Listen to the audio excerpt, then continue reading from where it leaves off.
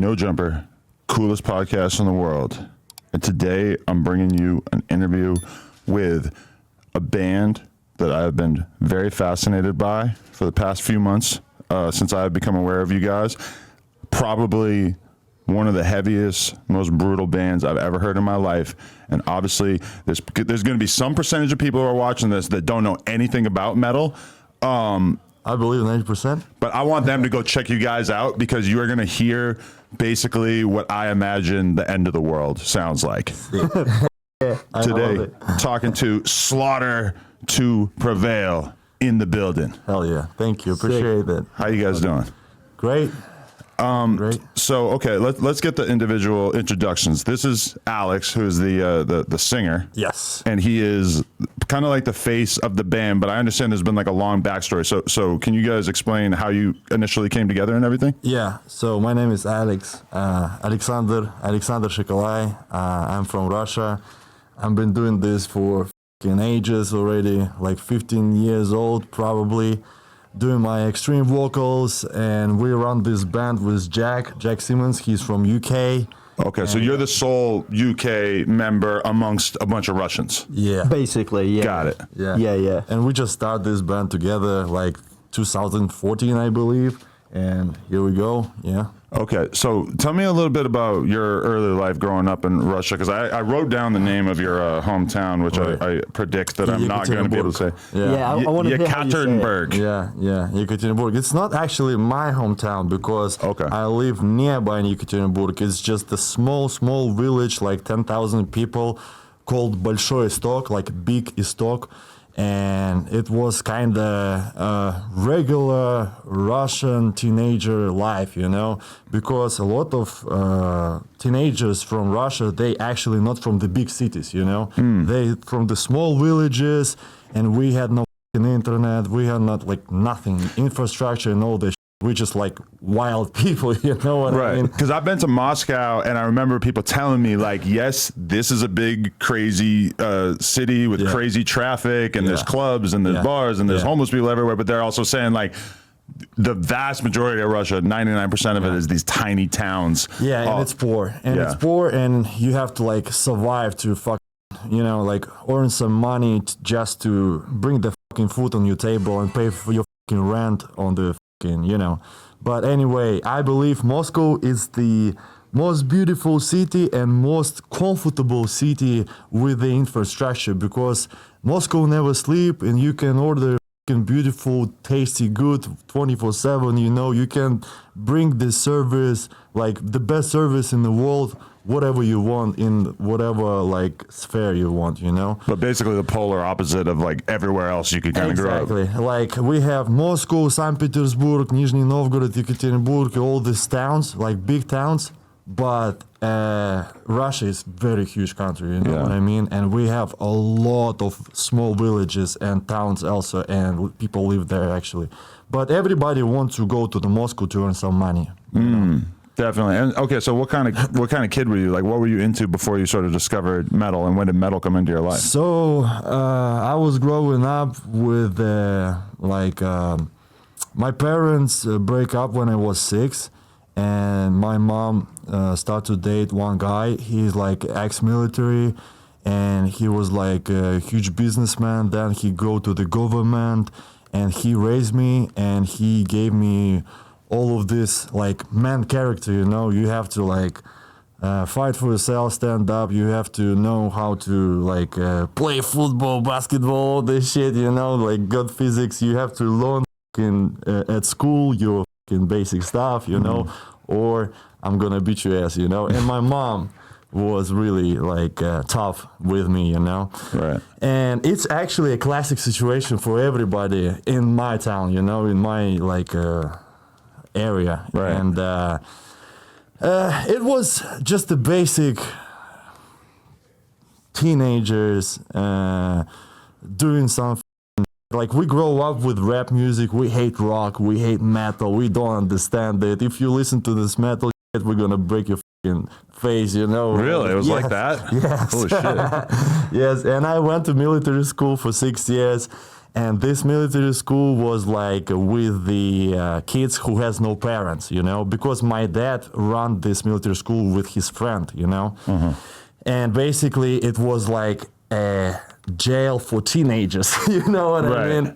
And it was tough, but actually for me it wasn't tough because I didn't see any other life, you know. And when I come to America, I start to like see the world.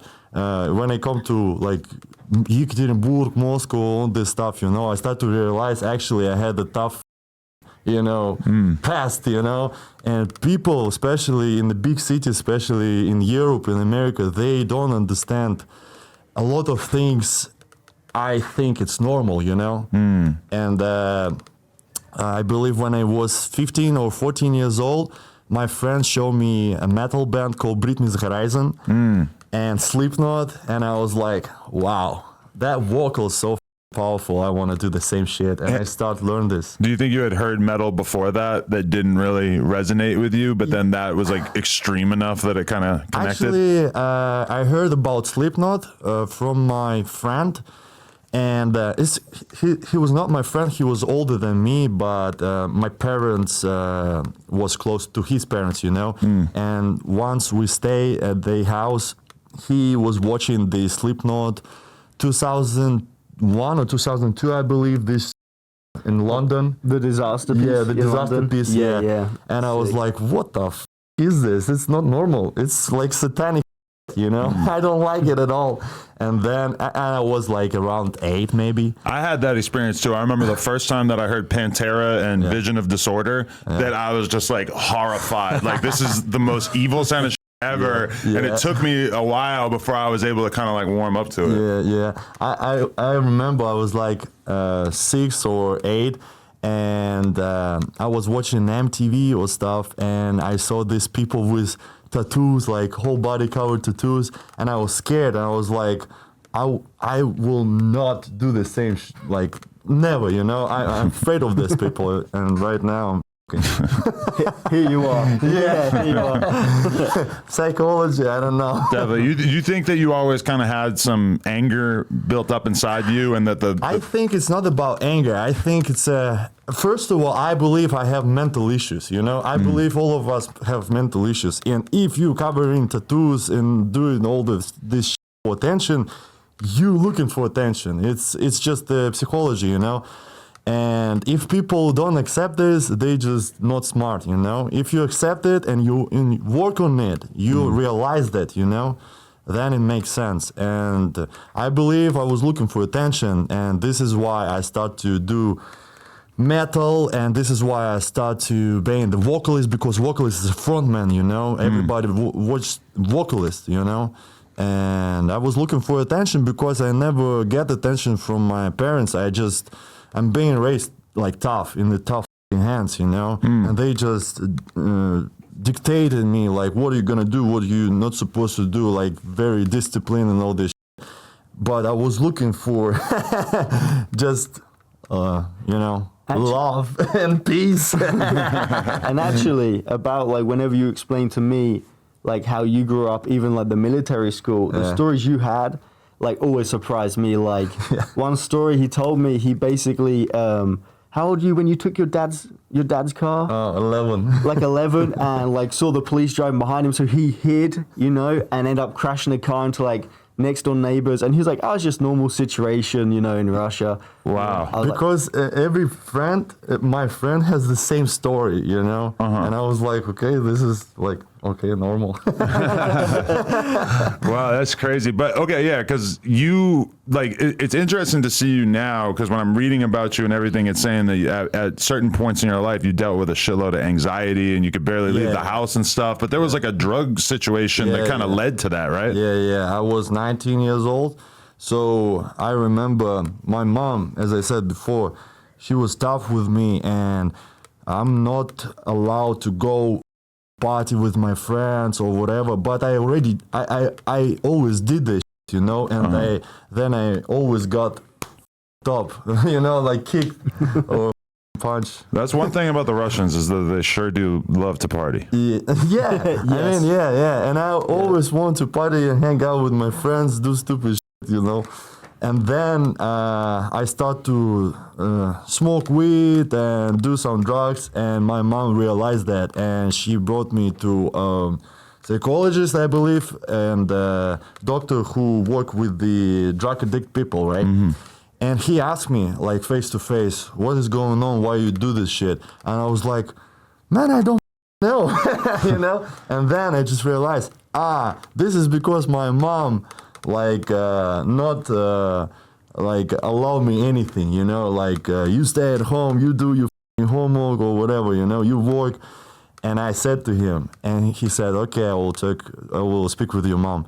And after that, he spoke with my mom. After that, my mom changed a lot, and she started to be very soft with me, you know. She started to say, okay, if you want to go hang out with your friends and all this shit. And I go hard. I go with the drugs and all this stuff, you know. And I was 19 years old, and we used like all of this shit, like LSD, heroin, you know, spice, a lot of spice. You know what is that? Like Chinese poison. And it's just like a spice. You have to mix it with something, you know. But we took the cigarette and we smoked this white thing, like concentrate, you know. And it's up, you know, already. Right. And I have overdose, and I almost died because my heart started to beat like very fast with the pulse and stuff for 5 hours. And I was laying down, and I cannot stand up. I cannot even open my mouth, you know. I was like, okay, this is it. Like, I'm done. You thought you were gonna die. Yeah. And after that, thank God I'm not like that.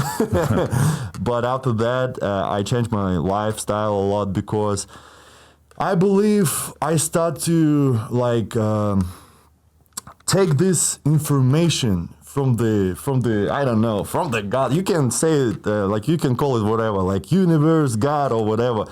I start to like take this information about myself, about this world, about this life. What is it? Who I am? What I'm supposed to do? Why I'm here? You know, how it works, all this life mechanics works, and all this shit. And I start to read about esoteric philosophy and all this mathematics stuff. You know, I start to learn about this shit, and I realize all these small details, like everything inside of you, everything outside of you. All of this shit built up by the small details. So if you want to change yourself, you start with the small details, step by step, you know? And I start to change myself. But anyway, I had this like recovering time from like, it took me, I believe, 8 years just to like feel okay, you know? Because after that I have panic attacks, very strong anxiety. But you took the time that you were kind of like not comfortable going out in public, and that's when you started to do YouTube? Dude, I'm like, I was sitting at home, and once I go outside to the public, I immediately want to shit, you know, like I'm gonna shit myself right now because of anxiety and all this shit, you know? Yeah. And my nerve system fucked up, and it was like for 8 years. Like 8 years. And one time I was like, I don't even understand where I am because, you know, this anxiety is so strong and panic attack so strong. So yeah, and my blood pressure goes up and everything, you know. That's crazy because your parents were super strict before that, but like, how did they feel about you having this experience and then staying in the house for so long afterwards? So I never told them about this really? situation. I started to hide like all of this shit. And I never speak with my mom, of course, about like, hey, I'm overdose.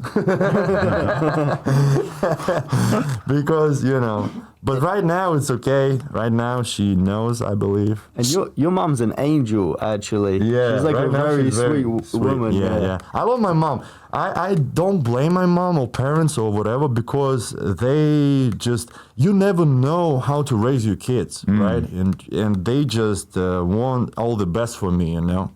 So. Yeah, because, okay, but how did you actually learn how to like do these insane vocals and everything? Because that's the one thing that stands out to me as like super different about the metal world these days versus when I was young is that I remember going to see these metal bands when I was like 12, 13 years old. And it's like, I remember going to see Cradle of Filth and just being like terrified of what I was watching because they were playing guitar so fast, the craziest screaming vocals.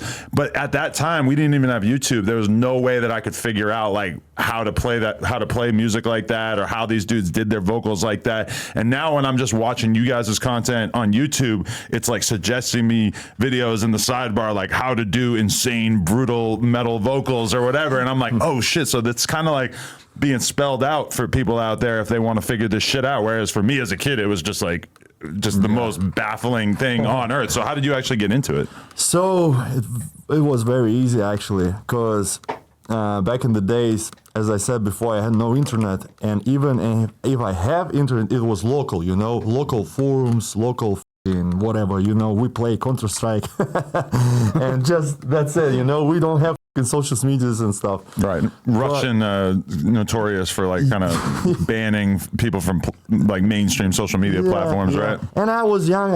I didn't know about social medias. If it exists, I didn't know about that, But anyway, I just I had my like CD player with me, and I just record the CD with the songs I like. I put on the CD player, play, and just start to like try to make exactly this sound how it vocalist does, And it took me ages. Like it took me probably 5 years just to like get these slows. Then I start to practice with the dictions and stuff like that. And I'm still learning, I'm doing this for 15 years already. Right. Yeah. I feel like it's the kind of thing though, if you just start trying to do it, that you're just going to do it wrong because you're going to I did it wrong. I never read about this shit, and all of information, if it exists, it exists on English, I didn't know English.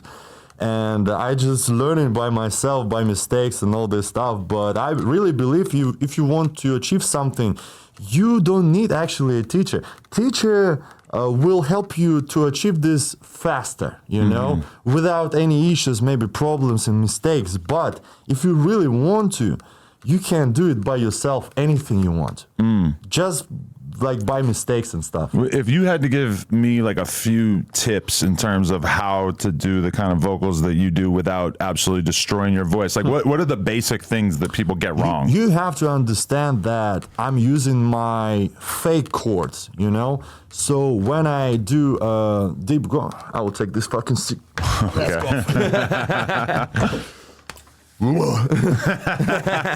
For the record, you made it like 16 minutes into the episode. Yes. That was pretty good. Yeah. I didn't realize how bright it is in here. Yeah.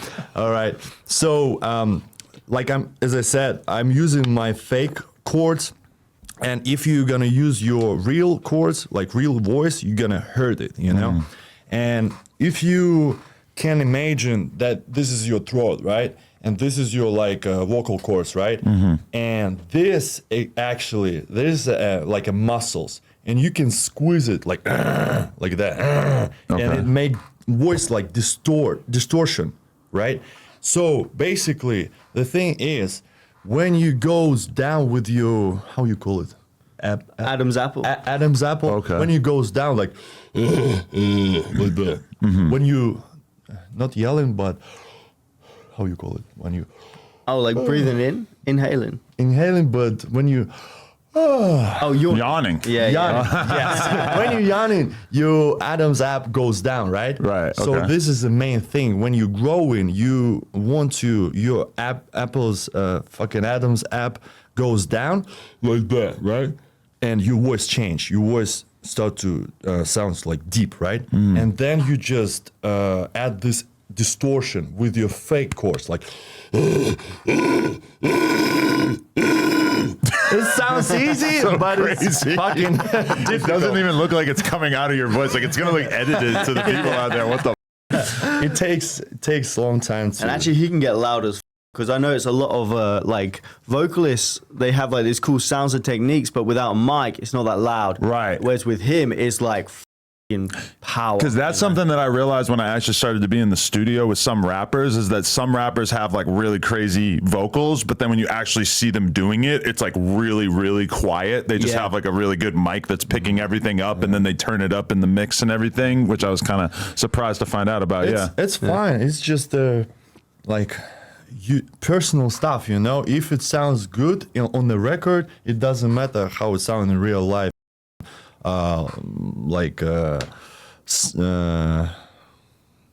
Quiet or whatever, you know. If it sounds good on the record, who gives a shit? Right, but I mean, you've kind of got all these viral clips of you performing without the mic on stage and everything, and you're able to hear it from far away, which is because for me, when I'm screaming, I do it with my whole soul, you know. I'm squeezing all of my muscles and I'm pushing it so fucking hard because I love it, you know. I do it with my passion, with my heart, and this is why. And a lot of vocalists just do it with the techniques and stuff, and it doesn't look that fucking powerful, you know. But I'm not doing this just because for viral video clips or whatever. Because I love it, you know. Is it hard to like maintain your voice when you're on tour? Yeah. Do you start to lose your throat and stuff? Because I'm screaming, you know. Yeah. I can do it with technique and it doesn't hurt so much my throat and all the shit, but I just cannot do it. When I go on the stage, I just like, okay, come on, let's fucking go, you know? And I'm start to scream, you know? Crazy. And after a few shows, my voice goes down. Like that. Because when I was watching some of the older videos, you could see a huge difference in like how your voice sounds as the years go by. Yeah. It's pretty crazy. Yeah. So you reached out to him because you saw him on YouTube? That's how this worked? Yeah. So I was playing in like some kind of like small like local bands before, and then I just heard his vocals. I was like, dude sounds like a fucking demon. So you knew what you were looking for, and you knew that it was something special from just seeing him on YouTube? 100%. And he was doing covers, and the covers were starting to get popular, and I was like, just hit him up. Just like, dude, please. And actually, when I hit him up, he was like, I can't speak much English. Speak to my manager. And his manager was like this older woman. And I spoke to her, and she was like, I can't speak English. Everything's fine. Speak to Alex. And he was like, okay, let's do it. And we just wrote songs and found like band name and started like that. And it just, from like the first 2 songs, everything just went up. But you were doing it from a distance, like while you were in the UK, just online. And is that commonplace in the metal world now, that you can just like record stuff without actually being together? I never thought about that. Now it's coming. Now it is, but when we were doing it, I remember at the time a lot of people were like, how? Up, like he's in Russia, and especially because of visas, right? Like I could just go to Europe without a visa. For him, it's like a whole process and all this money, and we never really had like a big market we could just tour without visas. Like a lot of bands just have like either America or Europe. Yeah. So for us, immediately it was like quite expensive. We were just like, we were in the depths. Oh yeah, fucking 10 years. Yeah, like we did a tour in America and we came home with like $200 each and 30 grand of debt, like wow, really? Straight away. And we had like no money at all, you know, and normal day jobs and all this. But it was just, we just kept pushing through, to be honest. And I think we had one moment, a song called Demolisher, where Alex did this like very low vocals that, to be honest, just hadn't been done, and it just skyrocketed. And from there, we just managed to like capture that moment, run with it, try and do everything we could to like kind of just keep up the momentum, and like kind of here we are, you know? Wow. Yeah. It's crazy. It's sick. Yeah. Because like, okay, I was watching, I have a friend, Finn McKenty, who does these YouTube videos, you know him? Yeah. I did a podcast with him. Yeah, okay, nice. Yeah. Awesome. He, because I'm watching his video about like the history of deathcore or whatever, and he's kind of like breaking it down of like, in terms of like the genre itself. And like, that's funny that you mentioned Bring Me the Horizon as being like one of your earliest influences. Do you think that was formative in terms of the type of music that you ended up making, or was that like a conversation with you guys in terms of exactly what genre of metal you're going to end up pursuing? I think we just kind of knew. It was like it's like a niche genre called obviously deathcore, right? And it's like pretty small and niche, and we both kind of loved all the bands from it. And then with each album and each release, we kind of just trying to push it, you know, like. We don't mind being that gateway band where someone that like we can appeal to someone who might not listen to like that niche, but can get something from it and then check out like the other bands in the genre and everything just like kind of grow. 'Cause that was one of the things he said that I thought was pretty interesting, is that whole like MySpace era of deathcore didn't really get like mainstream, or not mainstream, but it didn't really get like respect from like real metal fans, whereas like the current crop of deathcore bands, it's like more accepted, which I feel like in general it seems like heavy music has kind of got more accepting, because you see all these different types of bands touring together and stuff. Fucking, you know, style of music or fucking genre or whatever. I really believe it's about your fucking character. It's about what behind the scene, what behind the music, you know what I mean? Because I was watching Bring Me the Horizon, I was watching the front man, how it looks like, how he acts, and all this shit, you know? Because it doesn't matter what you play. If you look cool, if you do some crazy shit in your life, if you're interesting like person, people will love to check out your music. I believe, you know what I mean?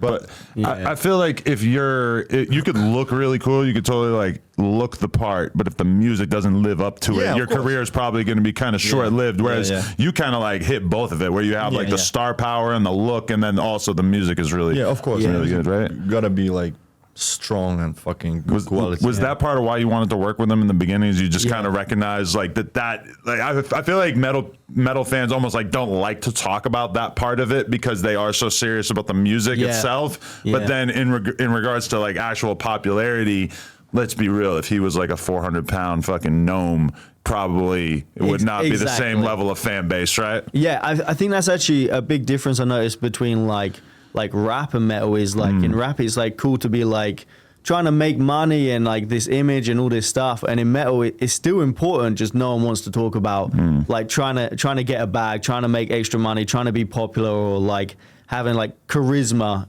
plays such a big role. And it makes like whenever we write music, it makes it that much easier because we know the final touching of his vocals, what makes it unique, how he's gonna sell it. You know, even like with Alex, I mean, going viral, like even with the Bear video and all this stuff, it's like. And we didn't do it on purpose, you know. It's just, I don't know.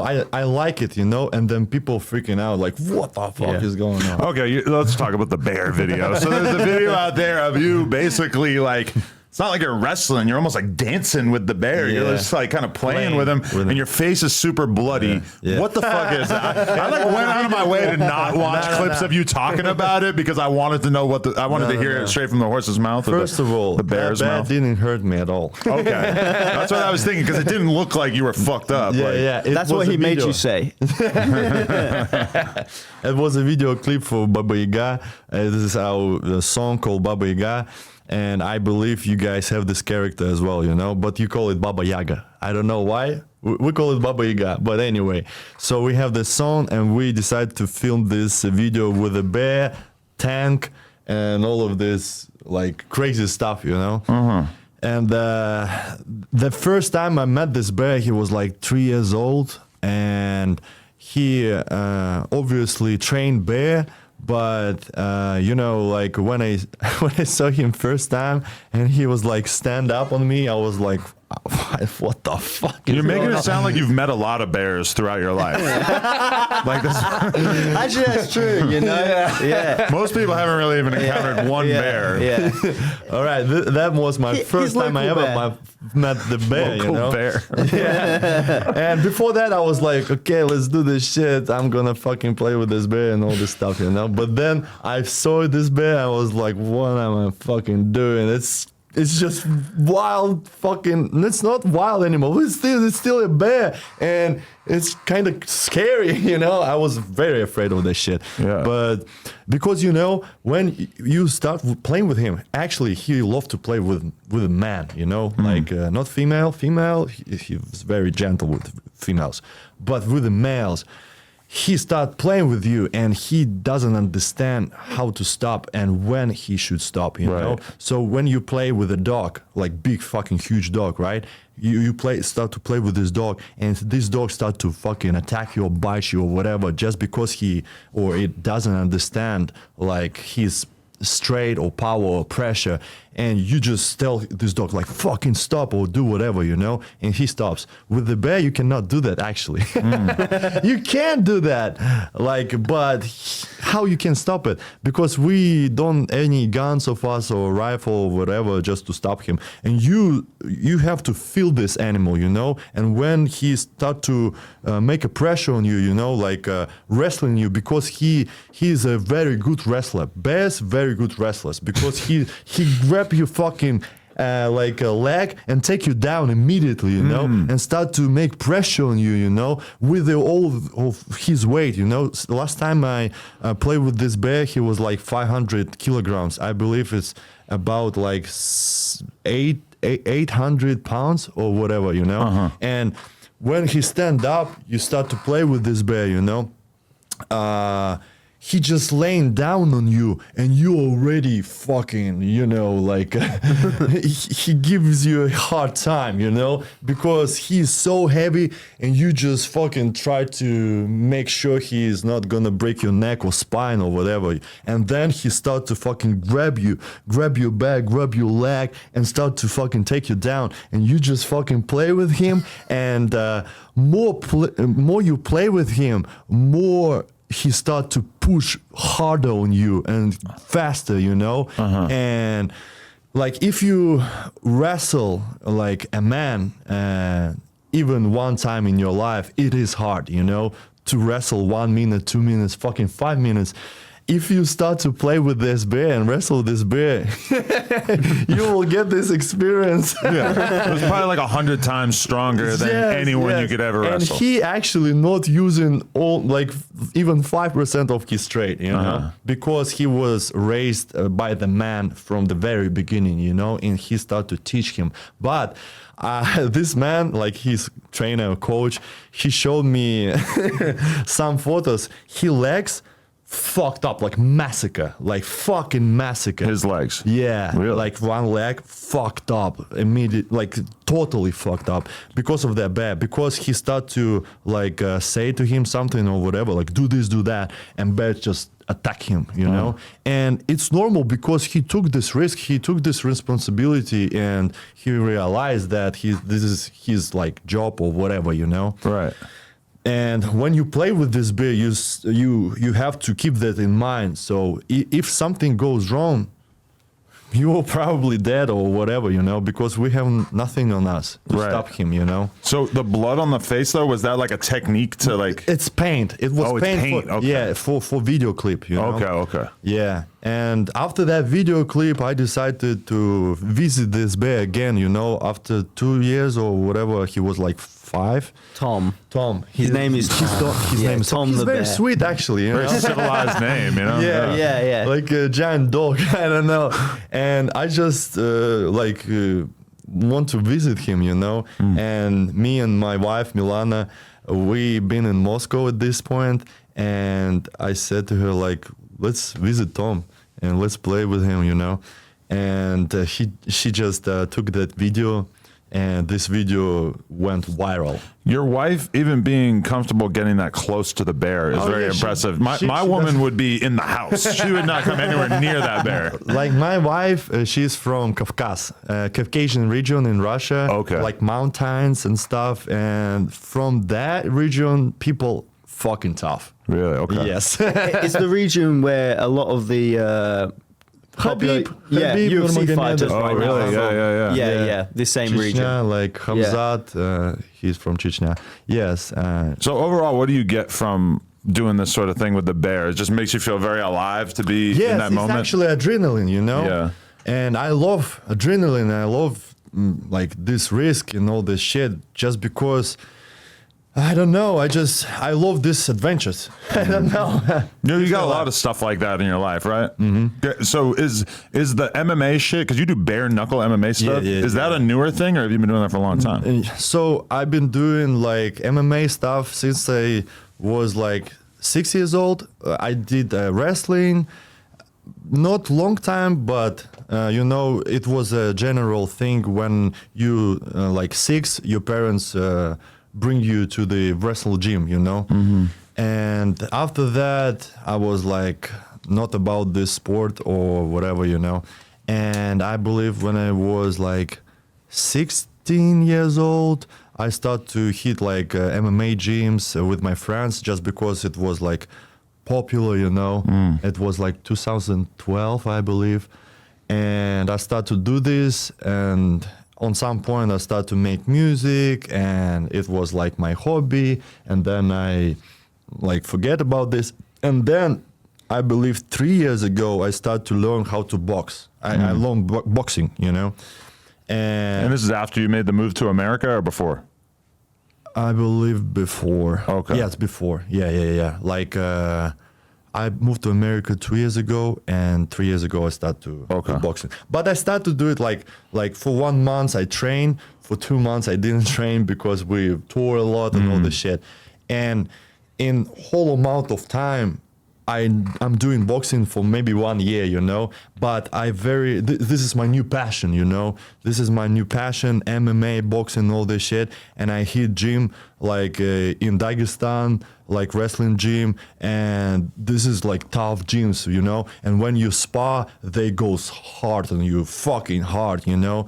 And I try to look for the same gym here and everywhere, you know, just because I want this competition. I want to take this serious, because when you step in the ring, nobody will play with you or fucking bang soft with you. You have to fucking fight, you know. So this is my new passion, and I decided like I was gonna like train like for myself, you know. And then I decided to make this goal, because when you train for yourself, it's kind of like doesn't make any sense, you know. You have to put the goal what training you for, you know. Like, it's cool to learn for self-defense purposes and stuff, but if you ultimately aren't really like putting yourself to the test, then you don't really know how good you are, right? Exactly, You know? exactly. So I made this decision to make a competition, you know. So I made this bare-knuckle fight. I want to sign a good contract with the bare-knuckle maybe, or fucking MMA organization, but I have no experience, much experience, you know. I still learning. I want to learn. I want to train, and I believe, like, I'm 30 years old. I believe I have maybe 5 or maybe 6 more years for this. Oh, you're shit. only 30? Yeah. Oh, so you're still a spring chicken, essentially. Wow, that's crazy. Because I just felt like it would have. I assumed you were older because it seemed like you've had like so many experiences, and it would have taken so long to get this good at doing these kind of vocals and shit. Yeah. But yeah, anyway. Why are you attracted to the bare knuckle stuff over MMA? Because for more MMA, brutal. If I step in the ring with a good MMA fighter, he will immediately submission me or fucking knock me out or whatever, because it's just a different game. With a bare knuckle, everybody has this chance. Because bare knuckle is a different game, like very different game from the boxing, from the MMA, from anything. It's just a street fight without kicking and wrestling. Just a bare knuckle fucking shit, you know, and I love it. But do you like break your hands like on a very consistent basis? No? It's consistent basis in general, but I never did this shit. I just like it was a little hole like in my lip here, just because I get this punch like that, boom, here, and that's it. And I was lucky, and my opponent got lucky because I hurt him, but that wasn't like injuries or some shit, you know. I feel like a lot of the fights I've been in my life, I ended up like breaking a finger or something. Yeah, it's a common thing actually. Yeah. I got like a weird bump right here from like a boxer's fracture. I know a lot of fighters like boxers and stuff. They just when I look at their hands, it was like ugly hands. Yeah. You know, like just swollen. yeah. That's got to stop you at a certain point too, because if you have enough bones that are like easily gonna break, then at a certain point you probably just aren't able to keep going, right? You gotta pay the price. Yeah. 100%. For everything, literally. Definitely. Yeah. So, okay, you're talking about going on tour in America for the first time and being 30 grand in debt by the end of it. When does it start to make sense? And were you guys just so passionate about this project that you were willing to dump money into it in the early days? Yeah, I mean, to be honest, for us, it was like another way. We were going to figure out a way. And we just were writing music. We had problems like with our label on where they wanted to go. And like, we've always known what our fans want. And, and it was like, times were kind of changing. Like you said, like people now like heavy music. I think it's because of COVID. People sitting at home kind of getting bored of, and they see something kind of extreme. They hear these extreme vocals, on TikTok, on like Reels, and I think they just start to get attracted to it. And we just noticed, like, from then, like, actually, we've got something. We need to change sort of how we're doing it, how we're playing shows, how we're touring to kind of do it more smart. And we started to do shows just by ourselves. So after COVID, and once we got the US visas for everyone, we started doing like just Slaughter. Yeah, I mean, it's a classic situation, when you young, you want this opportunity, somebody give you this opportunity and start to fuck you up, make money on you, all this shit, and it's okay, it's normal, because you take this responsibility on your shoulders, you sign the contract or whatever. Because you were initially overjoyed to sign your label deal, right? Because didn't you have a band before this that didn't end up getting signed, and that was kind of why it didn't work? First experience for me. Okay. For you? Yeah, before I signed, but it was like small death metal stuff, it wasn't anything serious. And yeah, but anyway, it's just a classic situation. And I believe nowadays, if you have this audience in your Instagram and your social media, you don't need like anyone who can give you money or fucking whatever. You just need connections. You just need good people around you, and you just being normal, good man.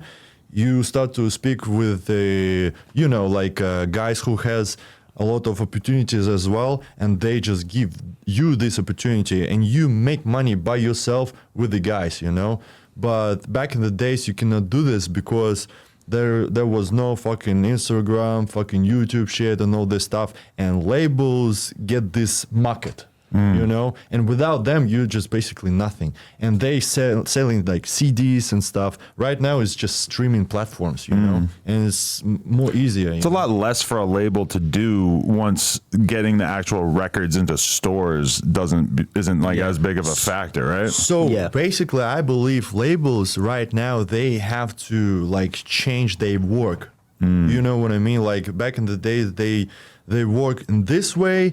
Right now, it doesn't work like that. If you want to, still, it's gonna be like a huge label, good label, helping your bands and all this shit. You have to change your Yeah, but also I think you can't really control a lot of the things that are kind of organic now. Like you can't control what goes viral on TikTok. You can try, you can look at trends and all that, but a label doesn't have that power anymore. They're saying even with radio and all that, they're more like kind of like a bank giving you money to help you go on tour, to pay for like a bus, a van, so you can do all that stuff and put that work in, more so than actually giving you that opportunity to like blow up. Because when I think about back in the day when I was more into the hardcore scene and stuff, it's like I would see bands get signed and basically get like industry planted into the game, where all of a sudden they're on tour with some big ass band, and then you'd go to see them and you'd realize like, oh, this band is playing like second to last on the flyer, but they don't actually really have any fans out here. But the singer is a cool dude. He's friends with the owner of the label or whatever, and like, you realize that these people are playing games like this. But when you actually have like a product that sells itself and that is able to just kind of go viral and have like a giant fan base, like what it seems like you guys have going on, at a certain point you're going to kind of open your eyes and just be like, oh fuck, like what the hell is the label really doing for us at this point, now that we have all these connections and everything like that? I appreciate our label, like Sumerian Records. They gave us a good fucking opportunity, you know what I mean? Because when we signed this contract, we immediately go to America with Cannibal Corpse, and with fucking a lot of bands, and they funded it. Like we were 30 grand in debt, but 30 grand in debt to them. Okay, they got us the van, they got us the visas, they got us the flight. So, and at the end of the day, even with the contract, we signed it all. It was our mistake. We sat down. Okay, this is the opportunity. We signed it. We didn't kind of read it properly, and actually we managed to renegotiate a few things, and label helps us a lot, and helped us, and I appreciate all people I work with, Are you guys in a legal battle currently, or is no. It's all fine. Okay. The only problem we had was like it was more of an idea of the direction, because we had songs that were like heavier, and to them, and like the old school way, and it's not just them, labels in general, like, hey, look, we can push this kind of like friendlier, like kind of song, whereas we were like, well, this song we know has this moment, and it did have this moment. But you know, you could be wrong. Everyone can be wrong about it. We just had this feeling, and that was the only kind of dispute we had, you know? Because this is like the classic dilemma for any metal band that starts getting really popular, is that at a certain point they start to feel like they've kind of done everything that there is to do within their specific genre, and they want to keep getting bigger, so they start experimenting with clean vocals and hooks and all this kind of shit. Like, how much does that appeal to you guys, or are you just more focused on getting like more brutal? We do whatever we want to do, you know, and it always work out for us. I don't know. Somehow, Yeah. And actually, since we get our new manager, like Ilya Mamai, and he gave us so many fucking connections, and we basically go on tour with Five Finger Death Punch and Marilyn Manson, like in fucking August and September, right?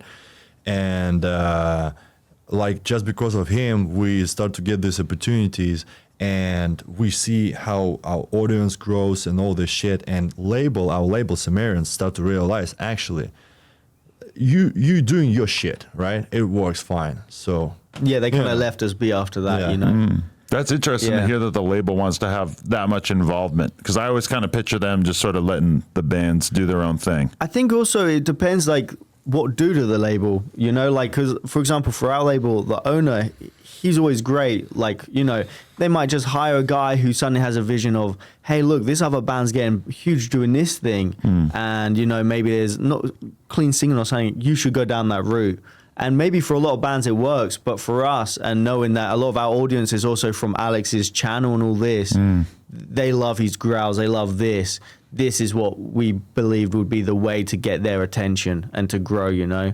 And I mean, yeah, like even that tour actually with like Manson and Five Finger, it's like we're a deathcore band and we're playing arenas, you know, and some are like football stadiums and all this. We did this tour with Fall in Reverse, arena tour. It was fucking unreal. Like that's crazy though, just because Marilyn Manson, like, there's such a gigantic gap in terms of like the musical style, and I wonder what his fans think of you guys. Like, like, do you think that they get converted to become fans? Them. I'm gonna show. You're gonna prove every night that you're worth it. We'll make sure. Yes. But I think so, because we just did a tour with Fall in Reverse, whose fans are a completely different fan base, and right now it's kind of popular to be like the heavy band on the bill, because we come out, we have the mask, we have this image, we have Alex who's smashing a microphone into his head until his head bleeds, and fans are just like never seen it before. They're like, what the You do fuck that every is night or just once in a while?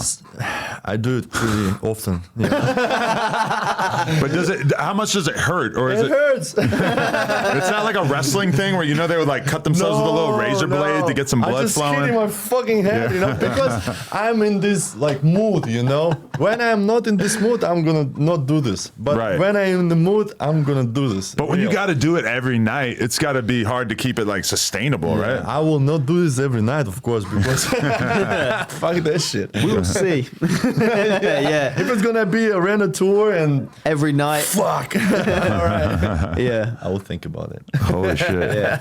But okay, so how, like, there's always kind of this decision to be made as a band, is like, do you want to do your own shows or your own tours where you headline and you make the bulk of the money, and but then, you know, you're not necessarily getting out to like a new audience, versus like you're opening for a band like Marilyn Manson, you're getting your like a shitload of new eyeballs on you, but you're probably not making as much money. Like, which one do you feel like is more beneficial at this point? We've kind of been talking about this recently, because we've been doing the headline shows now for a minute with like just a couple support tours, but we're kind of thinking recently, Going like, for legacy. we want to create a legacy with this. We want to be in front of everyone. We want the name to be everywhere, the mask, the idea, we want it to be like everywhere. That you know? actually was my like goal, like fucking, you know, like show, like bring this deathcore and metal music from underground, bringing it to the pop, you know, to the audience, to the, like, you know, all of this shit. And it's kind of happening right now. Yeah, I mean, even this, that's why it's so cool to to be on No Jumper. Actually, it's fucking awesome because it's I actually like appreciate this. Oh yeah, hey, my pleasure. And to be fair, I'm a big fan. I've been on the Reddit for a bit. It's oh my god, it's a wild place there. That is I a don't spend wild too place. much time there, Yeah. but it's pretty wild. wow, that's sick. Yeah. Hell yeah. Okay, but yeah, where did the mask come from? Like, where did the idea come from? Because that's a huge part of like you guys' income and shit like that now, right? Yeah.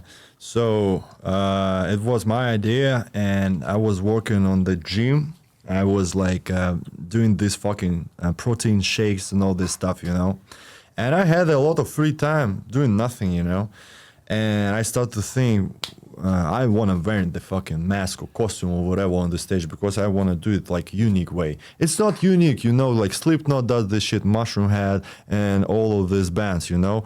But I want to like create this fucking image, you know. And I told Jack, what do you think about this? He said like, this is fucking cringe and Yeah, bullshit. I was completely wrong. I was like, no fucking way. For a lot of people it's cringe. For a lot of people I am cringe. I don't give a shit, you know. I like take this attention. This is all I need, you know. Some people take talking shit about me, never in my face, you know, never in real life, but a lot of people talking shit about internet. I don't give a damn. I'm chasing for the good energy for my audience who will give me respect and attention and like maybe critical but normal, you know, like adequate, you know, one. That's why I think it's lucky that you're Russian, because I think to an American audience, it's like we brutally judge each other.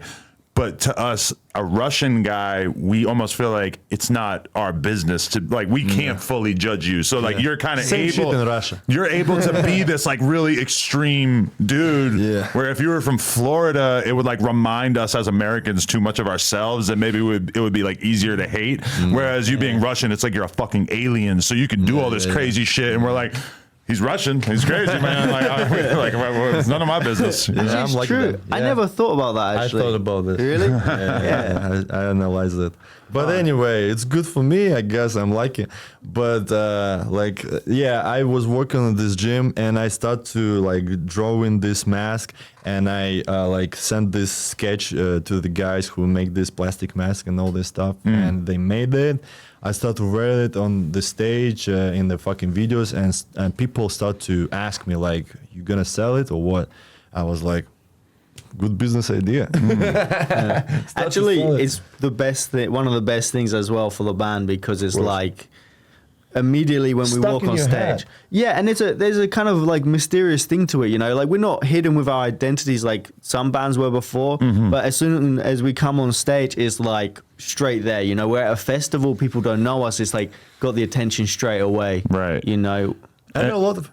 Sorry. Well, I was just gonna say, I think that the mask is smart because I interviewed Guar, and they have these like giant rubber suits, and they're sweating in it, and they're getting infections. Like, they just listed off all these things that sucked about the fucking suits. Paying the price. This is a lot more reasonable, all things considered. Yeah, I I'm think. never gonna complain about the mask again. Yeah, me seeing Guar put that shit on and off, and just realizing that they've been doing that every day for like 20 years or 30 years, whatever it is, I was just like, holy fuck, that's a level of dedication that average band just doesn't have to Right. deal with. Yeah. It's crazy. I didn't know that. But about this mask, actually, a lot of people like saying this is satanic shit because it has horns and all this stuff.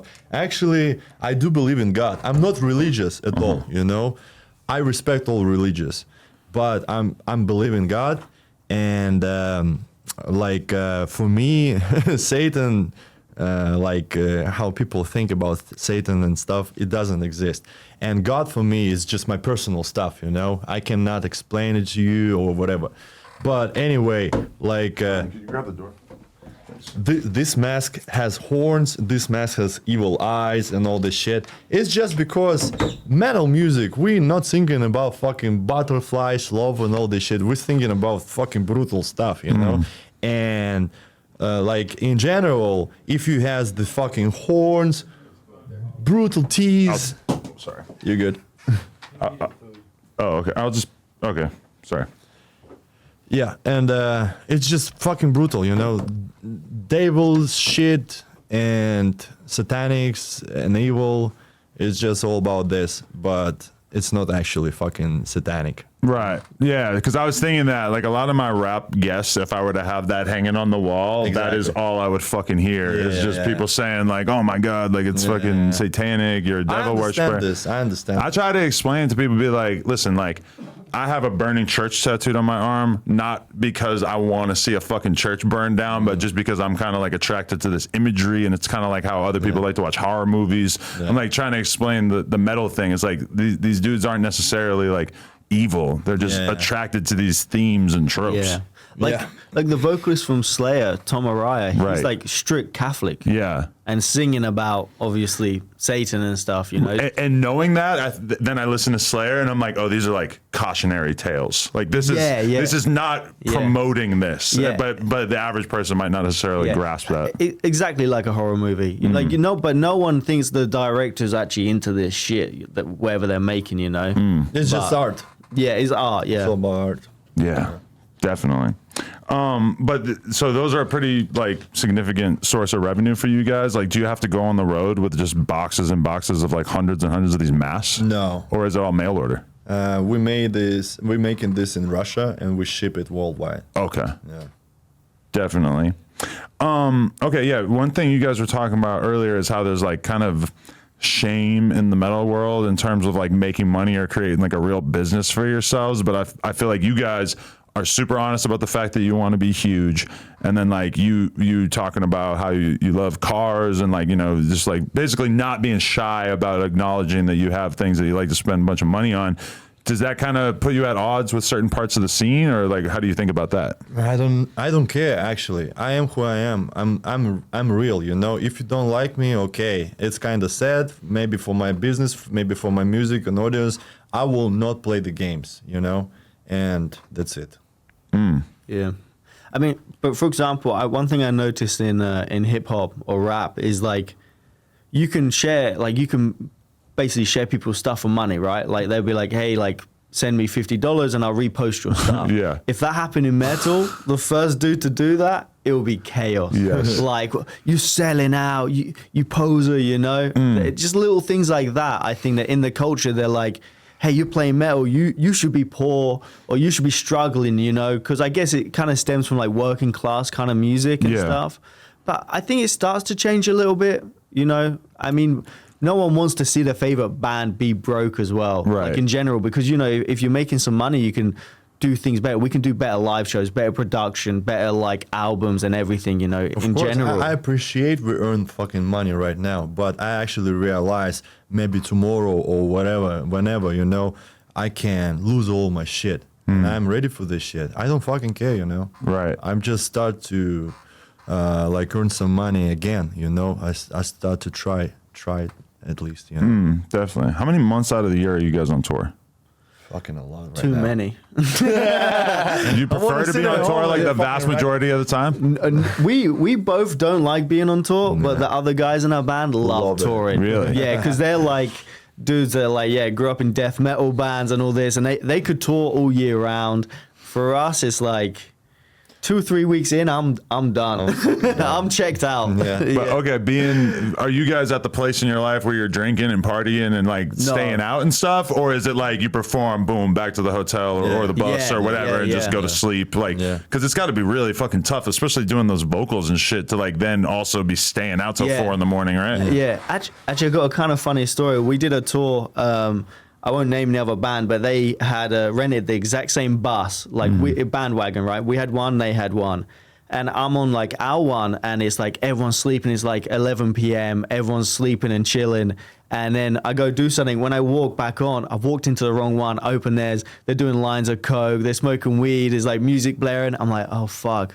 We really doing it differently. Like the house, everyone's asleep. It's dead quiet, you know? Right. Yeah. Wow. So, yeah, For me, it's just because I want to achieve some goals in sport, you know? So for me, it's very difficult to achieve it while you're on tour, while you have this fucking regime, you're not sleep good, you're not eat good, you're not fucking hit gym often or whatever, you know? How do I can fucking go to MMA gym or fucking MMA cage, beat these fucking guys who work really hard every fucking day, twice a day, you know? But I still want to do this. But you manage to get in workouts while you're on the road like that? Yes. So you'll find the local MMA gyms? Yes. Really? Okay. Yeah. Or I just fucking do by myself every exercise in the gym, you know? Right. Yeah. See, I fuck up with that shit because I always find like I'm always tired when I'm traveling. So then I always just same. find myself sleeping as much as Same. I can. Same. And then the idea of like, oh, I'm going to go lift weights. It's like, no, fuck, I'm going to sleep for an extra hour because I'm fucking exhausted. I have to.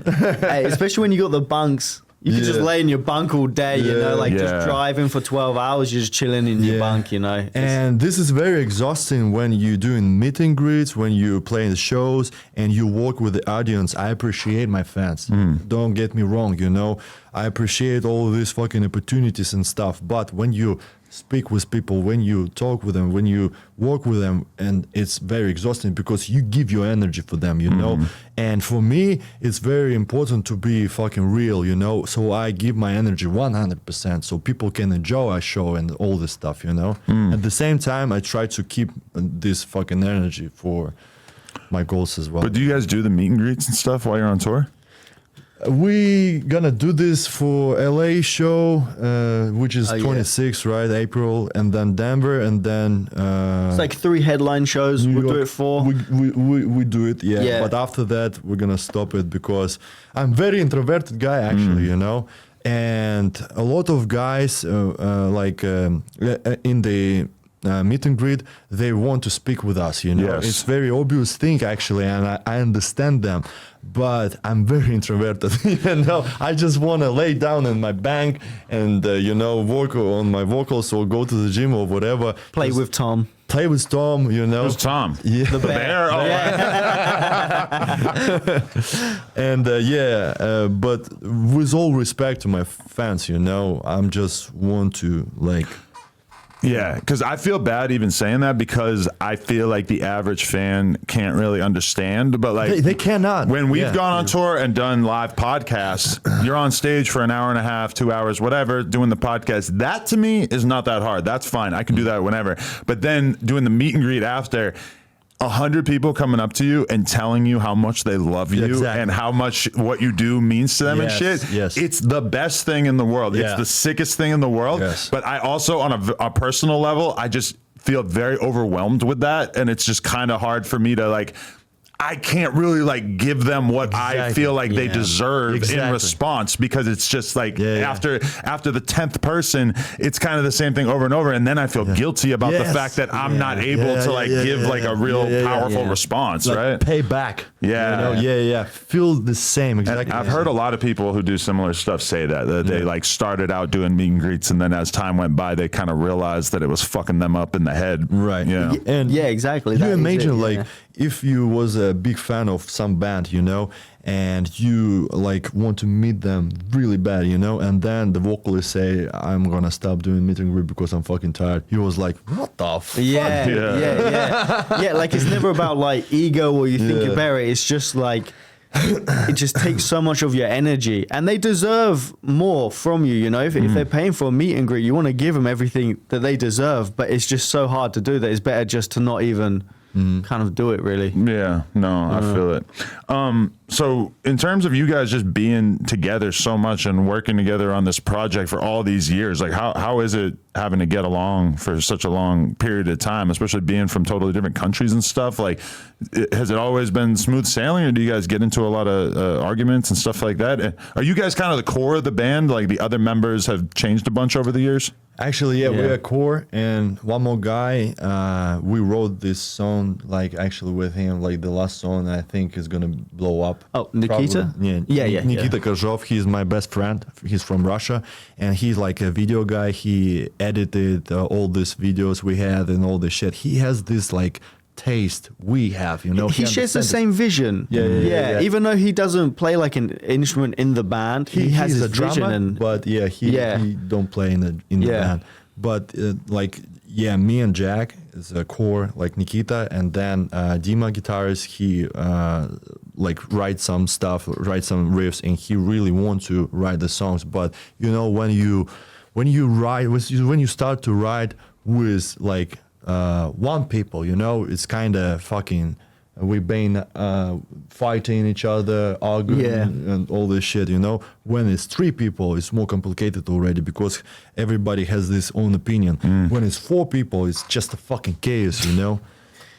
And some of the sessions we've had when it's 4 of us, and we're like, this is fantastic. And then the next day we listen to it like, delete it. It's trash, yeah. And it's, I don't know, I think as well for us is like, it's about the vision of like where we want to take it next. I feel when me and Alex write, for example, we're kind of on the same page and we can be brutal with each other of like, that sounds shit, don't do that. Whereas obviously with some people, when you start to, you know, it's writing, it's personal. When you say, offended, that's shit, they'll be like, okay, then I don't want to do it. Whereas I think you have to let go of your ego, and we've kind of managed to find a balance. We are like a businessman, you know? Yeah. We're working on this project, and if I say, Jack, you fucking retarded, don't fucking do this shit, you know? Like, this is stupid as fuck, don't fucking delete it. And he put his soul in this riff, you know? He's like, okay, you know, I put it to the end of the project, and at the end of each, like on the software we use on the DAW, it's just a lot of bad riffs that I love. But I'm like, okay, you know what? This is the ones that work back here, you know. But you're thinking like you're gonna find use for them, or you load towards the end of the album. You feel like sometimes, sometimes we revisit, but also, you know, this dude Bare-knuckles, he fights bears, so I don't want to say too much. You know, he has a when I first came over to him when he moved to Florida, he was like, I need to go buy a gun. Went and got a gun license, and he went and bought a 50 caliber sniper rifle, you know. So I don't want to say too much. it's just a joke. What the sniper rifle is not a joke. It's not a joke. But so what's the actual songwriting process on average? Because you do the vocals, but how much of that do you feel comfortable weighing in on? And or is it stuff that just happens over time while you're on the road and shit, or is it like you get in the studio and it's like, okay, let's make a song? Get in the studio. This is why I hate tour a lot, because I rather go to my studio with Jack, write new fucking sick music, you know, and spend time, like months. Get this schedule, you know. Like before, when we wrote this album that's about to drop, we were like, we'd wake up. You know, we'd walk the dog. Wake up, Jack. We have to go to the fucking gym. When you have nothing else in your life, you can really focus on this one thing. When you're on tour, you have no life. Your whole life is like getting to the show, then get to the, you know, it's like knackered. It's hard to be good at anything else when you're just focused on moving around the country at all times. It was like, actually, it was a schedule, you know. We wake up at 6 a.m. or 7 a.m. You wake up at 6 a.m. and wake me up at 6 a.m. Then knock on the door. We walk, Jack, guts. you pussy, wake the fuck up. Let's go to the gym. I'm like, fuck. We walk out, we walk the dog, my dog named Guts. If you 150-pound bully XL, not a normal dog. Yeah, very sweet boy. We walk dog, then we go to the gym. Then we like fucking eat breakfast or whatever. Chipotle every day. Chipotle every day. Delicious. Then we went back, write music, and this works perfect for us, you know, this schedule, because it's just art, you know. You're not sitting in the fucking studio, stuck in the studio and, you know, write 24/7. No, you're doing your job, you're doing your stuff, you're doing your fucking whatever, and it feels good, you know.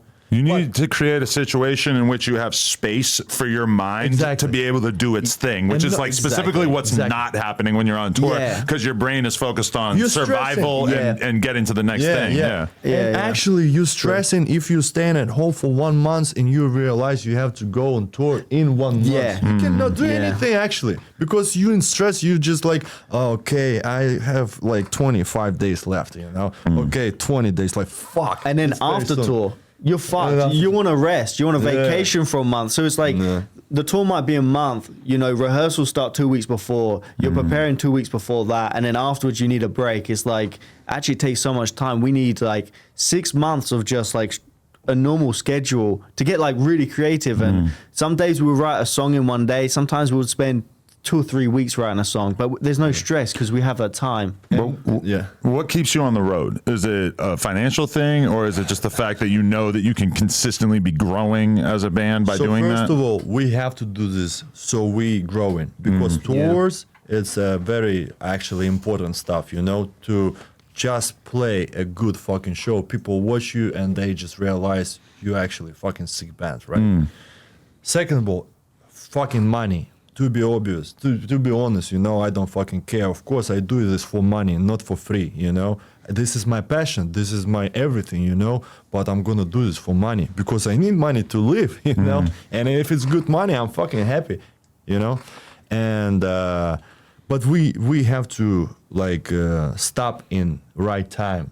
Just make sure we not like set us like on Like, fire, like burn ourselves out. Yeah, you know, 'cause out. Yeah. a lot of bands as well, like our level or the level before, you start to see a bit of success, then you go on the road for like a year, 2 years, and you just burn yourselves out. And afterwards, people start to leave, members start to leave. You know, you don't feel that fire. Yeah. You can't get creative. Maybe the next album's a bit of a dud. You know, so it's like, And when you stand at home, write music, go to the fucking Brazilian Jiu-Jitsu or fucking Muay Thai, you remember you have this black and blue fucking I had to hold torso like hold that. the bag while you're just doing like kickboxing, and my whole torso was like purple. Really? Yes. So you get into all this shit too? Of course. Do I have a choice? I'm living with Alex, the fucking bear wrestler. But do you feel like you don't really like relate to it on a like it doesn't come naturally to you, but he's kind of pushing you in that direction, and then you I love appreciate it? I love it. Actually, before I kind of got wrapped up in a lot of drugs. I kind of have like an addictive personality. I had a big problem with alcohol, with Molly, with all these different kind of things, and then and I was in like a very toxic relationship, and then I went and stayed with Alex for a month, and he was like, "Hey, no drugs, no shit, let's do it." And it actually turned my whole life like 180, you know, and it felt great. Like I lost a bunch of weight. I just felt like mentally very good. And I love it now. Even now, I train when I can find time, I'll train, you know.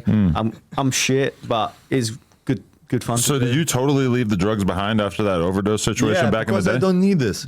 It's just not because, oh, this is bad or whatever. I just don't need this, you know? Right. I mean, if you want to be great, if you want to really take this thing that you're doing with your life to the extreme, all that drug shit is going to do is just slow you down. Of course. Maybe it'll give you a little bit of like more energy in the short term, but it's the risk of the addiction, everything, it's just not really worth it. Burns out your brain as well. Like, Yeah. you know, that's what I noticed is I could never think straight on it. Like my emotions are just up and down, you know? I interviewed a rapper the other day who's like basically a drug addict, and he was telling me that he can't make music, he can't even get in the studio without being fucked up on pills and lean and everything. And I'm like, fuck, like that's such a shitty position to be in, that he's actually getting to this level of popularity with his music, but he can't, like, to him, he's depending on I it. believe it's excuses, you know? Everybody like saying to me the same shit, like, I cannot do this without this, I cannot do this without that, blah, blah, blah. It's fucking excuses, dude. If you really want to change your life, you change your life, and then you find a way to work out with this shit. You know what I mean? It's excuses, and it's weakness in yourself. Yeah. I mean, that dude in particular, like, he just has to get to the point where he sees the value in doing shit the hard way. So, Yeah. you know, I was using drugs. I know what he's talking about because I write music on, like, using the drugs, you know, music. And, I understand what he's saying. But right now, I'm in a different position, you know, and I understand more, you know. Definitely. Okay, I got a few more questions. So, what made you decide to do the scar on the face? I just want to make looks cool, you know. So this is fake scar. It's a real scar, but everybody like, what is the story behind the scar? What is that? Like, you wrestle a bear and he gave it to you. Oh yeah. Yes. No, but it looks way too orderly. Like, Of course, yeah. it's obvious, you know. I just go to this girl, underground fucking artist. She just take the scalpel and I draw this fucking scar, and he just fucking cut my face, and it just looks cool, you know. I feel myself like a character in the game or whatever. Like all of these tattoos and all this shit, I think it's wrong because it's a mental problem issues or whatever, you know. It's like normal person will not get tattoos, I believe, you know, or fucking do the scar or whatever. But it's called scarification. Yeah, Yeah. I haven't got like tattoos really in like the last like 8 years or something, because I feel like when I was a young kid, it was so attracted to me and I was like racing to get as many tattoos as I can. And then like as I get older, now I got people hitting me up all the time trying to tattoo me for free and shit. Yeah. And I'm just like 40 and I just don't fucking care anymore. And it's like I still like there's part of me in my head that's like, no, I'm gonna do it. I'm gonna get my whole back done. I'm gonna go in, I'm gonna do like a 12-hour leg session, whatever. But ultimately it's like I just don't really fucking care anymore, which is the exact opposite of how I felt when I was 20. Yeah. Same Fucking shit. hell. Okay, so I feel like you tell me, but like I'm kind of surprised and impressed by the fact that you guys are able to do so well by like uploading so much content adjacent to the music on YouTube and shit, like the playthroughs for the drums and the guitars and like all that, the vocal covers and everything like that. Do you ever like my sort of like old school mentality on metal and stuff is that I would think that the people would maybe think that stuff was kind of corny, but I feel like actually you guys are having the opposite reaction where like the fans feel like endeared to you guys because they feel like they understand the music better through having all that stuff on YouTube. Like what's the mentality on that? What is it, corny? Corny like cringe. Oh, okay. Yeah. So what do you think?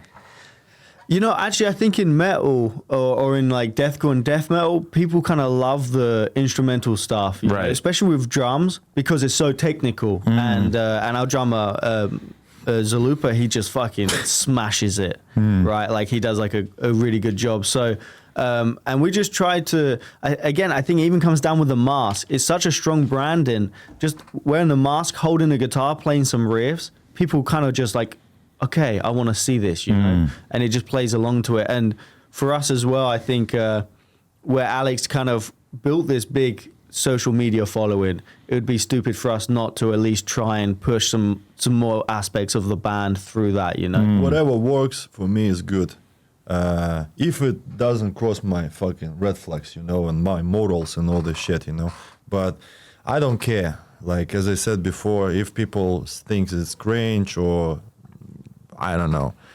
For me, the main goal, like, get this attention. I got this attention, good. From this attention, I will have this new audience, you know. Another rest of the people saying whatever they want, you know. I don't care. Because yeah, when I look at your YouTube channel and shit, it actually really convinces me like, oh, this is a dude who's not just in his own band, but he has like a massive appreciation for the overall metal subculture and shit by doing the vocal covers of these different bands and showing love to other people in the scene and stuff. Like I feel like that, if anything, it really shows how passionate you are. Of course. That was my fucking huge passion. For example, I was 14 years old and I've been doing vocals every fucking day for like 6 years. Every fucking day, like for 4 hours, you know.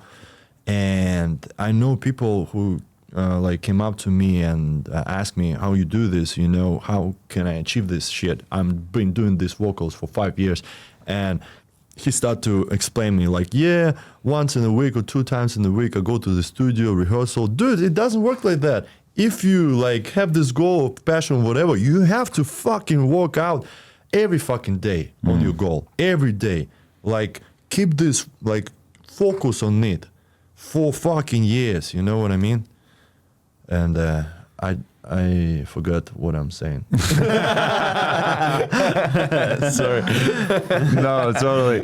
I feel that though. That's how I feel about working out. If I took working out as serious as I take doing podcasts, I would look like fucking, you know, Conor McGregor or some shit. Like I just don't like. For me, working out, it's like it's tough. It's like it's something I have to force myself to do every day because I don't really love it. But I know a lot of people who love it, and to them, it's the easiest thing in the world to work out 2-3 hours a day. It's nothing. But I just like, you know, for I think for the average person, you can only really be like an extremist for like one, maybe two things in your life. If you are that kind of person, it's very hard to like have 5 things that you're ridiculously consumed by. It's like at some point, one of them is going to suffer. Oh, dude, yeah, for sure. And one main thing about this shit, you gonna be like fearless, you know? You every time I met people and they start to give me excuses like, oh, you know, like I'm trying to do this shit, but I don't want to be that guy who go to this place with these people because it's kind of scary or whatever, you know. For example, when I fought Bare-knuckle, my coach who organized all this shit, he said, okay, 3 guys decline your weight, you know, but one guy accept like this fight, but he's like 200 plus fucking pounds, you know, huge one, you know. And I was like, okay, let's do this, you know. I was like afraid, but I have to do this because I want to achieve this goal, you know. And I took this fight and I'm glad I won, you know, and it gives me hype and fucking whatever. But at the same point, I could lose by the fucking knockout or whatever, and fucking Bane looking shit, you know, or whatever. But you have to do this, you know, even if you fall down with your face in the mud or... You got to take the risk. Exactly. You can't get it without taking the risk. Exactly. Yeah. And you have to do it like constantly, you know? Right. You have to be willing, like, especially with the MMA thing or jiu-jitsu or whatever. It's like a lot of people are really into the idea of being good at jiu-jitsu, but are terrified of the idea of like losing. Exactly. That is part of it. That is an extremely important part of it. Yeah. You have to lose. You have to feel this like fucking feelings, you know. And actually, it even comes back to our songs. We might try something different, and we're like, okay, people don't like it. Okay, let's just try a new thing, you know. Let's just try it. Let's go a different way. Let's do this. Like, I think you just have to try it and risk that, because otherwise, how are you meant to grow? Like, at all, you know. Right. With music, with MMA, with anything.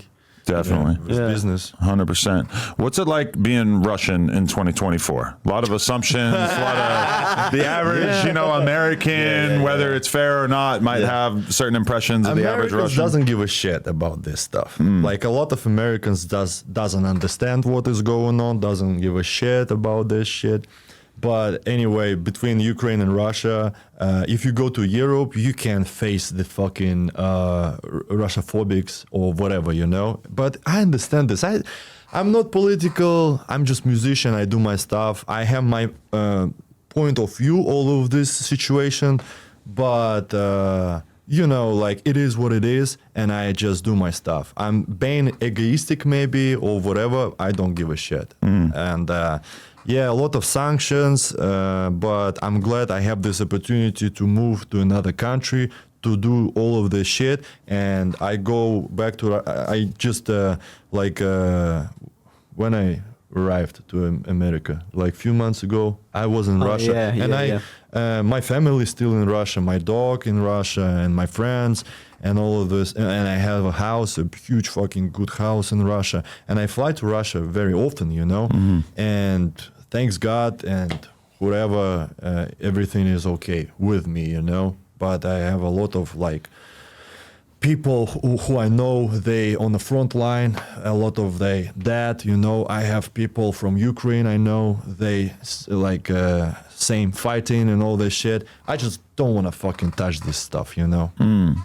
Definitely. Yeah. So do you look back on your childhood or your years growing up in Russia? And I feel like in America, there's this understanding or this assumption that the vast majority of the news that you can get in Russia is basically like government propaganda. Do you look back on your time growing up there and you're like, damn, I grew up with a bunch of weird assumptions based on what I was being fed by the media, and I no longer really believe a lot of that stuff? Actually, yes, because on the one side we have like only TVs, and TVs controlled by government, right? On another side, I didn't give a shit. Like when I was teenager, I didn't look at the fucking news or whatever. Right.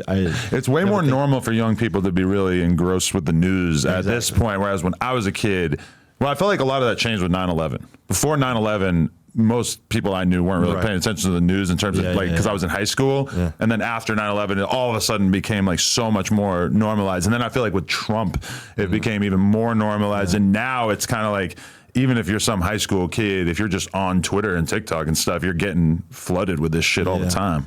So this conflict between Russia and Ukraine started with, from 2014, right? And it was like a huge fucking situation, and it's been worse and worse and worse. But in 2014, I didn't know about this shit. I didn't give a shit, you know? I do my fucking music and all this stuff. And 2022, when it kicks in, you know, the huge fucking conflict, huge war, then I start to scream like, stop this war, what the fuck is going on, blah, blah, blah. And I was like, you know, not being smart and all this shit. Of course, I'm against the war still, you know, and I'm not supporting all this shit. And war is just disgusting thing. And if you like a military guy or whatever, you understand this is like a bad situation. But if you're really military, you go to the front line and fight whatever, like, and you know, this is yours. This is your like fucking job or whatever. I'm not military guy. Even if I went to military school, but I'm not military guy. I'm musician, so I don't want to touch it like at all. You know. I feel you. Yeah. So, do you? Has the government really gone out of their way to fuck with your band when you guys are supposed to play out there? And is it just because of the imagery and the? It's very risky. It's very risky because if we go with Slaughter to play a show at Moscow, for example, I'm not being cocky or whatever, but we will definitely have 5,000 people at least. 5,000, maybe 1,000. So you guys are very big in Russia as well, I right? would say even more. I've seen bands like do basically arenas in Moscow that are smaller than us. And when's the last time you played in Russia? Fucking 3 or 4 years. Oh, it's been a while. Okay. Actually played in Ukraine like 2 months before the war. Yeah, Really? Yeah. Wow. Yeah. And you know, like if we're gonna do this immediately, like people who support war, people who's like very patriotic, they will start to like snitch on us, like, hey, this band against the war, this band talk shit about this war or whatever, you know, this band like me personally talking shit about all this situation, pay attention for them, and they will shut it down, I believe, you know. And it's fucking sucks. Because if they shut it down, they can put us on the war. Because I'm from Russia, you know. I don't want to go there. That would suck to go from tour to the front lines. Fucking front line, That'd be the yeah. worst day of your life. Yeah. God damn. Because this is a Russian roulette. Right now, war is just a Russian roulette. You go to the fucking front line or whatever, you just got bombed or whatever, you die. Yeah. That's it. No matter how cool you with the guns or whatever. It's just a Russian roulette. God damn. Fuck this shit. But is there a part of you that doesn't like to speak up about the Russian shit or get too deep into talking about it because you don't really want to poke the bear, pun intended, in terms of, you know, fucking with the Russian government, because you know that they can go out of their way to fuck your whole life up? So our government, our country in the war right now, and Ukraine as well, right?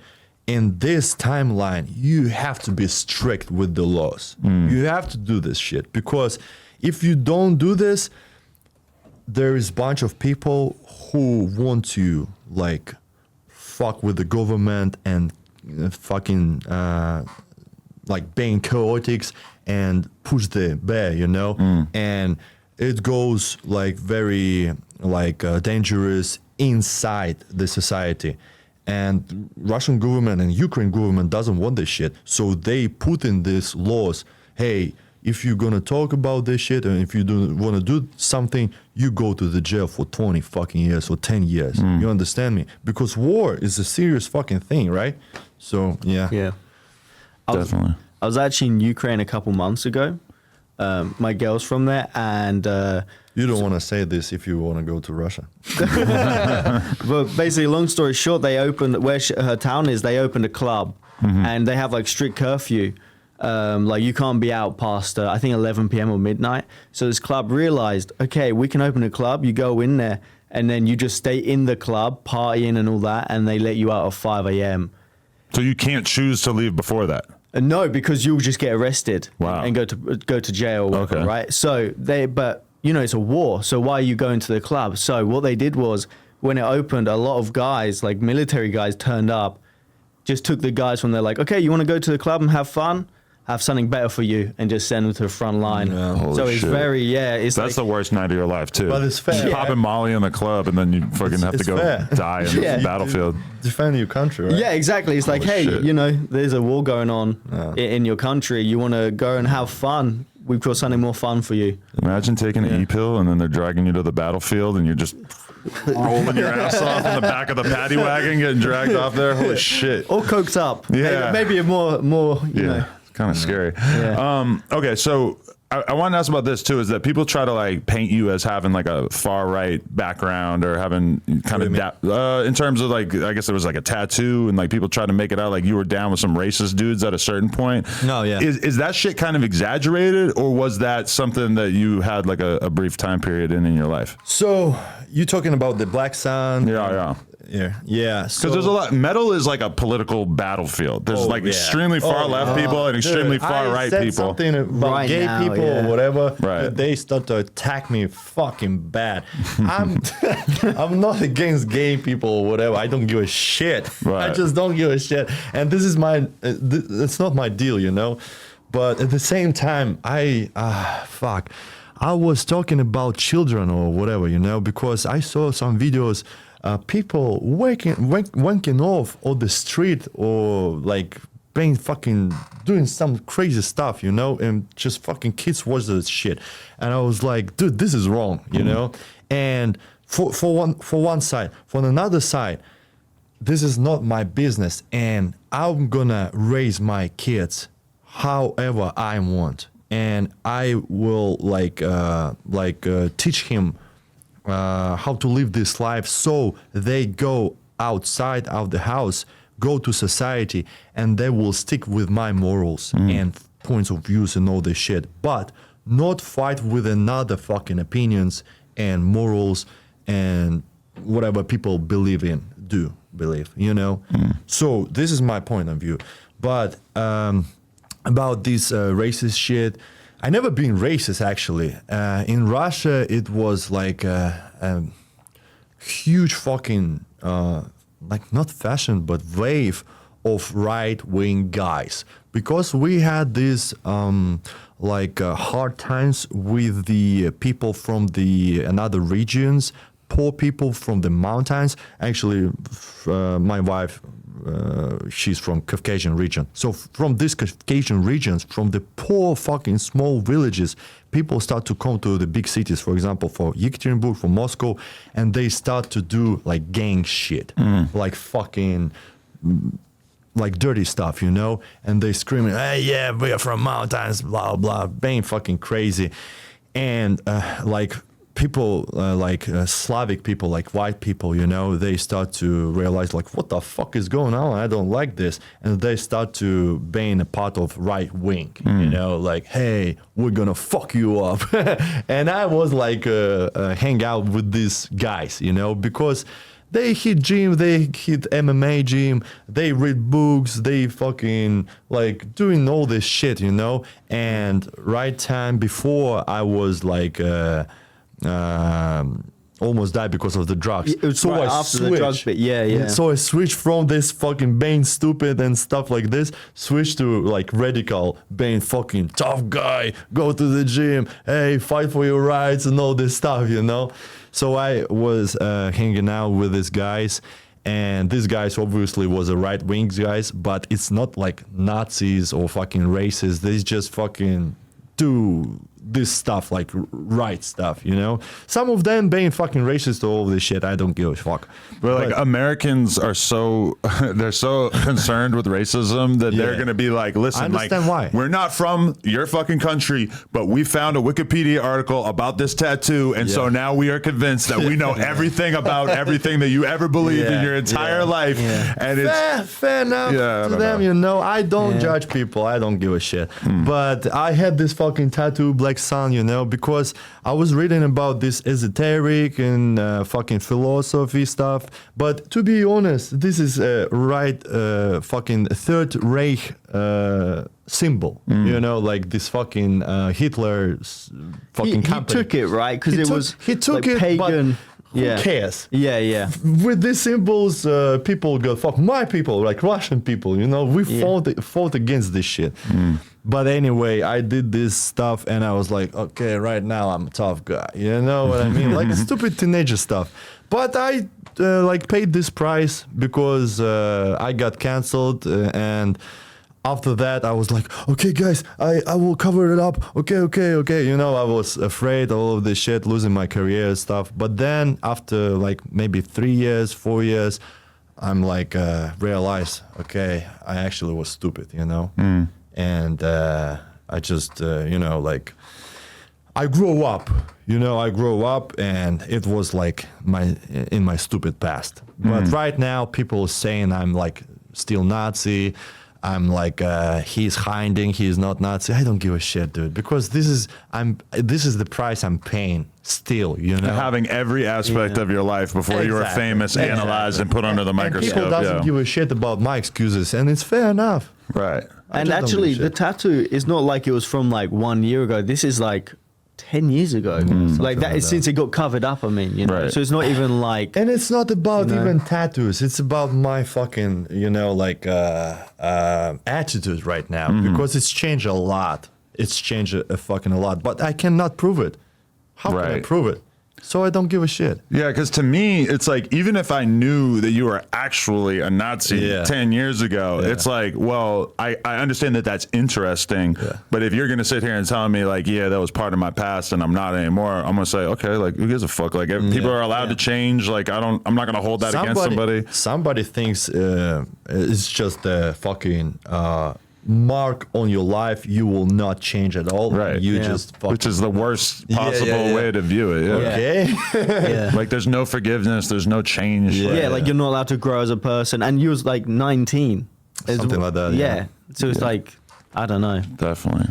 That's just stupid. Listen, in the BMX scene, there was a lot of Iron Cross T-shirts and stuff, and I'm very thankful that some of the photos of me wearing Iron Crosses on my T-shirt never made it to the internet. 'Cause Touch wood. to us, in like the late '90s, that was just like a regular. There was like a bike company, and that was their logo. Yeah. and Yeah. it's like I've thought about that before. Like, Jesus Christ, people would try to paint me as a fucking neo-Nazi if they saw that shit now. Yeah. But the culture changes so fast. How are you meant to ever foresee, like maybe something right now and everything seems fine, that in 5-10 years they're going to look back on as bad, and how do you even understand or try to predict that? You just can't. And then you're gonna have 19-year-olds on TikTok doing little think pieces about you and feeling like they understand everything about you. Yeah. Fuck it up. Oh Crazy. man. Okay, so if the average person out there were to go to one of your concerts, what should they expect? What are the vibes? I don't know. Who knows? Being screamed at. Yeah, being screwed. Yeah. What's the style of the mosh pit? Fucking. It's pretty brutal. Pretty brutal. I mean, Sometimes I see people breaking the fucking legs or Slovakia. Really? Yeah. Some dude from Noses. Slovakia, he like jumped off and broke both his legs. He like jumped off a balcony, and then Really? he sent a message to Alex of his friends like dragging him like through the door, both legs, and he's like, "What's up, Alex? I'm okay. Both Holy my legs are shit. broke, but it's okay." I Wow. love it. That's crazy. No, I grew up going to hardcore shows and like multiple people died in mosh pits like when I was a young kid. Yeah. So hardcore shows is more brutal than our shows. Yeah. right? Okay. Yeah. So Yeah, 'cause it's not. 'cause there's normally it's no not that barrier. crazy. There was a lot of like really like dudes running to the edge of the pit and just beating the fuck out of people and like really punching people in the face, and not just men. Like I've seen like girls getting knocked out, just random people just getting laid the fuck I out on the kinda floor. love it. Yeah, but you're on the stage. You don't have to deal with it. Sometimes I jump in the crowd. Actually, the band I played in before, we played a show, or one of our friends played a show, and one guy, it was like a small show on top of a restaurant, and he just threw a glass across the room, and he just smashed the girl in the eye and blinded her. Really? And he had to go to That's like court sick. over it. Yeah, like every. That's sick. Dude, if I lose the eye in the same way, I was like, goddamn yes. Hey, she was chill. She was chill. Her parents weren't. Yeah, but she was chill. But like, and every show there was like ambulances and people breaking legs. For our show, it's more like there's a big level of respect as well. Like someone falls down, you know, but there's still pits, there's still like crowd surfing. And in Europe, when we get a lot of the more like Eastern European fans, it's It's hectic. Dude, so if you go into the mosh pit, you have to realize that you take this like risk, right? Yeah. But I don't like when people start to fucking punching each other when you just staying and chilling. For example, like this is a girl or whatever being punched. I don't fucking like this, you know? Yeah, And especially as an adult, I'm just like, leave people who want to be left alone the fuck alone. Like, come on, man. Crowd killers. Yeah. Or like somebody needs help because he not passed away, but the fucking Fall down, pass out on the ground. Sorry, my English still broken. But anyway, I immediately stopped the show to make sure everything okay, you know, because I feel worried about people, you know, who came to see us. I went to a Haybreed show in 2003, and I seen a dude run from one end of the pit to the other and dive across a fucking gigantic swath of people and punch the fucking merch girl right in the fucking head. Fucking hell. I'm just standing there watching, like, okay, like this is a little bit too much, bro. You guys are fucking crazy. Yeah, no one is literally safe. I remember one show that I played, I just hid behind the bar. It was so chaotic. I saw the security guard just put his badge in his pocket and walk out. And I just said to the bar girl, like, please let me behind there. I want to watch the band. I don't want to get my face kicked in. That's the craziest dynamic, is when it becomes like the concert goers versus the security. Because I've seen that become like a massive fucking war multiple times in my life too. Yeah. Fuck. God damn. All right, so you guys are fucking sick. I'm very happy that we finally got to have this conversation. I've been fascinated for a while. What should people go check out if they want to tune in? Or are you guys on tour right now? We have a bunch of shows. We're doing a Sick New World with System of a Down, really Slipknot sick. in Vegas, like this Saturday. We have a headline show this Friday. It's like we have best production, some cool surprises, and after that we have Europe in summer, and then Five Finger and Manson in August and September. His first tour back, Manson's first tour back. Really? So Wow. that should be an interesting one. Yeah. Badass. Yeah, I'm excited. What do you guys need to accomplish in the next 10 years? Everything. Yeah, dude, literally. Yeah. Too much to even pinpoint? I'm ready with all this shit. 3 new bears. Conor McGregor bare-knuckle. Wow. Imagine we get to that point, dude. You're still kind of young. Like, you could, who knows? Yeah. Wow. My wife every time said to me, like, we're watching UFC, she's like, you're gonna be here, you're gonna be here. Oh I'm like, my dude, God. it's impossible. These people doing this for all this life. Yeah. love that it's Train your every wife. fucking day. And here we go, Alex, the terrible, doing this for 3 years. Come on. My wife is the exact opposite. Yeah, I when we was watch gonna UFC, like, if I were to be like, I want to do this, she'd be like, what the fuck? Stop. Like, Yeah, that's what I was gonna say. I love that it's your wife being like, "Hey, you're gonna be fucking fighting there." dude, that's the Russian spirit right there. Yeah, You got to yeah. encourage your spouse to brawl. Fuck Yeah, I love it. I love it. Wow. That's sick. Amazing. Hey, thank you guys so much. Shout out to my boy Alex Legend for helping to line this up and everything. Thank you. But yeah, massive respect. Shout out to you guys for keeping the dream alive. And I could tell you guys are going to be fucking gigantic if you're not already gigantic. We will do this. Yes, much love, and thank you for having us, man. Yeah. No, my Thank pleasure. You so much. Thank you so much. I'm glad we were able to make it happen. You too, man. Appreciate you guys. Slaughter to Prevail. Go turn them up on all streaming services, YouTube, etc. Appreciate you guys. No Jumper. Fuck yeah. Coolest podcast in the world. Check us out on YouTube, TikTok, Patreon, Instagram. Like, comment, subscribe. NoJumper.com if you want to support. Wow.